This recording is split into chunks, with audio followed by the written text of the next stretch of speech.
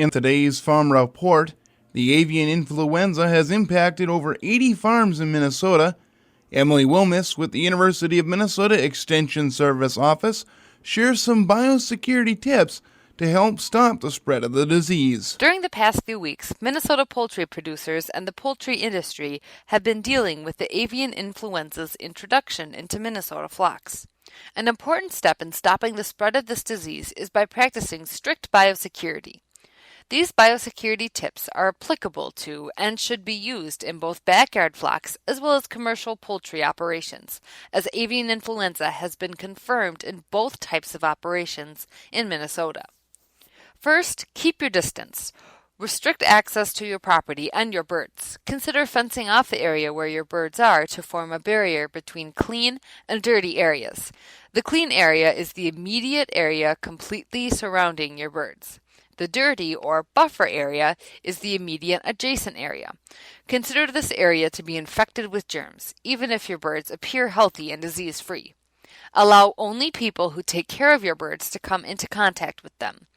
If you have visitors with birds of their own, do not let them have access to your own birds. Game birds and migratory waterfowl should not have contact with your flock because they can carry germs and diseases. If your birds are outdoors, try to keep them in a screened area. Second, keep it clean. Since germs can be picked up on shoes and clothing, moved from one area to another, and can potentially make your birds sick, you need to protect your bird's home by keeping it clean. Have a pair of shoes and a set of clothes to wear only around your birds. Scrubbing your shoes with a long-handled scrub brush and disinfectant will remove droppings, mud, or debris.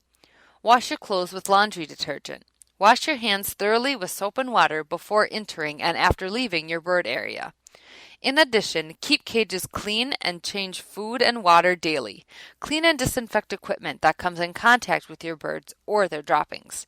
In addition, don't borrow any equipment from another bird owner. Third, don't haul disease home. Car and truck tires, poultry cages, and equipment can all harbor germs. If you travel to a location where other birds are present, or even to the feed store, be sure to clean and disinfect these items before you return to your property.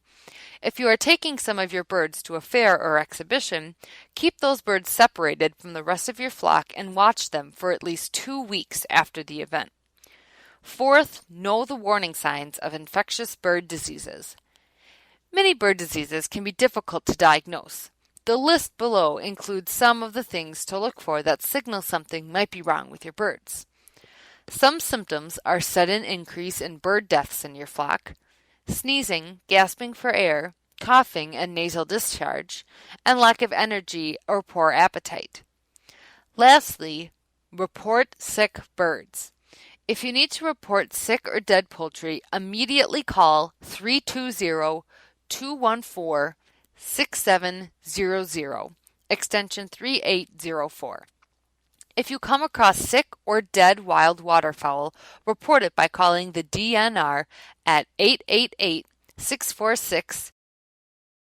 With little Democratic support, the House passed a spending bill that would block the Obama administration from implementing its Clean Water Act rule in fiscal year 2016. The bill, which passed on Friday, would spend around $35.4 billion in the fiscal year that starts on October 1st.